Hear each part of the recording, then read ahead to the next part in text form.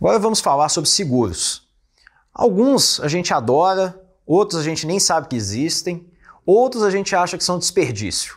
Então eu vou falar um pouquinho só a respeito desse assunto, mas se estamos falando de planejamento financeiro, não tem como não falar de alguns tipos de seguro, principalmente quando a gente está falando do que pode afetar em muito a nossa vida financeira. Então eu acho que, em primeiro lugar, não tem como não falar do carro.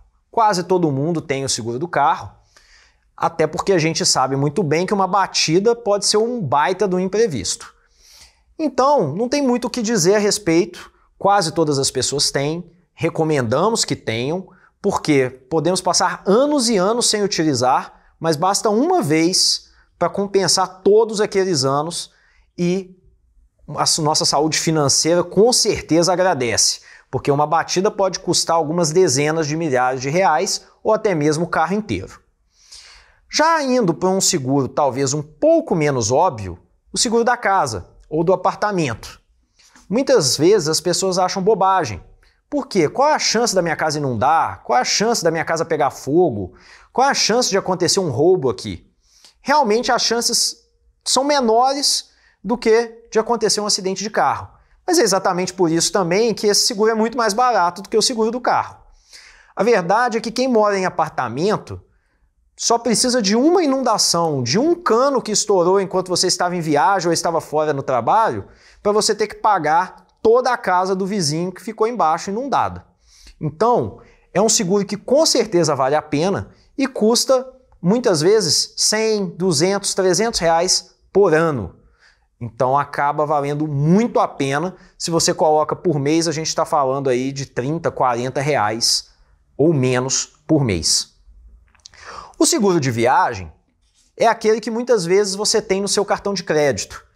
Mas é sempre importante lembrar que a mala pode extraviar, você pode ficar doente. A gente tem que lembrar que aqui tem a questão da saúde envolvida. Quando a gente está fora, o seu plano de saúde não cobre uma viagem internacional. E se você não sabe, quando você está viajando, pode ser que mesmo dentro do país, o seu plano de saúde não tenha cobertura nacional. Então vale a gente lembrar, até porque esses seguros são pagos só no período da viagem e são muito baratos, tá certo? Aqui eu falei bem rápido, porque eu estou falando de alguns seguros que eu acho que vocês já conhecem. Mas os menos conhecidos e muitas vezes mais desprezados são os seguros que a gente chama de vida, que são os de doenças graves, invalidez e o seguro de vida. Talvez a gente fale pouco porque consideramos o assunto ruim, um assunto desagradável, então a gente não gosta de pensar nisso. Fora todas as piadinhas, né? Ah, não, quando eu morrer não é problema mais meu, o pessoal que se vire, eu não vou deixar dinheiro para ninguém.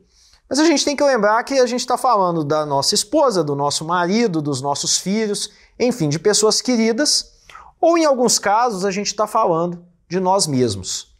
Então, por exemplo, se você tem alguma doença considerada grave e fica afastado do trabalho, você vai, ou por exemplo, invalidez, se você tem alguma doença que te deixe inválido, ou mesmo você sofre algum acidente que te deixe com a sua mobilidade comprometida, você pode ser afastado do seu emprego e é aquele afastamento que a gente diz pelo INSS. O que vai acontecer? Você vai receber proporcional ao período que você contribuiu para o INSS. Se você é jovem, é muito provável que você tenha contribuído muito pouco. E se você é mais velho, é muito provável que o seu salário ultrapasse o teto do INSS, que hoje está em torno de 7 mil reais. Então o que vai acontecer é que muito provavelmente no momento que você mais necessita de apoio, para ter um cuidador, para ter um tratamento adicional, fazer uma fisioterapia ou mesmo ter algum tipo de ajuda e conforto na sua casa, você tenha uma queda na sua renda. Então, são seguros extremamente relevantes e importantes quando a gente está pensando em nós mesmos. Falando do seguro de vida, a gente está pensando em quem fica. Pense, por exemplo, um pai de família ou uma mãe de família que é a principal fonte de renda da casa. Nesses casos, se essa pessoa vem a falecer enquanto os filhos ainda estão em fase de educação, em fase escolar, o que você pode estar condenando àquela família é uma queda de patrimônio extremamente relevante, muito grande, que pode comprometer não só a questão educacional, como a questão de saúde e a questão alimentar daquela família. Tudo bem, talvez você tenha parentes que possam ajudá-los, mas mesmo assim, na maioria das vezes, é uma ajuda limitada. Como então nós podemos ajudar ou pensar em nos resguardar caso aconteça alguma coisa com a nossa vida? O mais comum é pensarmos em 5 anos. Ou seja, durante quantos anos eu quero que a minha família consiga sobreviver com tranquilidade ou tenha tempo para se reerguer depois do meu falecimento. 5 anos é uma idade geralmente, é um período geralmente indicado por muitos especialistas. Então, se você durante um ano, vou dar um número aleatório, você durante um ano recebe um salário de 50 mil reais, você nesse caso faria um seguro de vida de aproximadamente 250 mil reais. O K quer dizer mil. 250 mil reais. Isso quer dizer que caso você venha a falecer, a sua família receberia 250 mil reais imediatamente, líquido de impostos, e poderia, durante 5 anos, subsistir como se você estivesse provendo aquele dinheiro mensalmente. É um período de 5 anos para que a sua família possa se reerguer e possa conseguir novas fontes de renda. Algumas pessoas vão além e fazem um seguro que vai cobrir toda a fase estudantil dos filhos.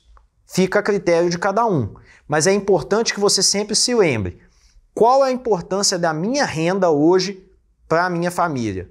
50% da renda da casa? 100% da renda da casa? Como eles vão fazer se eu não estiver aqui?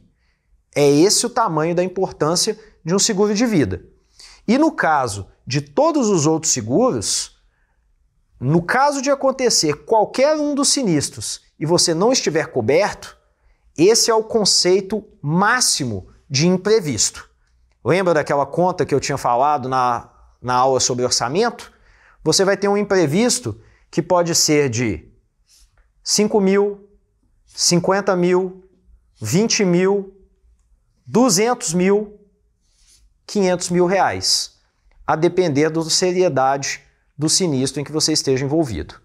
Obviamente, o que eu mais quero é que todos nós desperdicemos dinheiro com seguros, ou seja, que nós paguemos e nunca tenhamos que usar. Mas a gente não sabe como que vai ser o dia de amanhã. E é só depois que alguma coisa acontece que a gente consegue se lamentar por não ter sido precavido o suficiente. Cabe aqui talvez eu contar um caso familiar em que um parente extremamente próximo perdeu todo o seu negócio em um incêndio e ele não tinha um seguro que cobrisse ali o seu estabelecimento.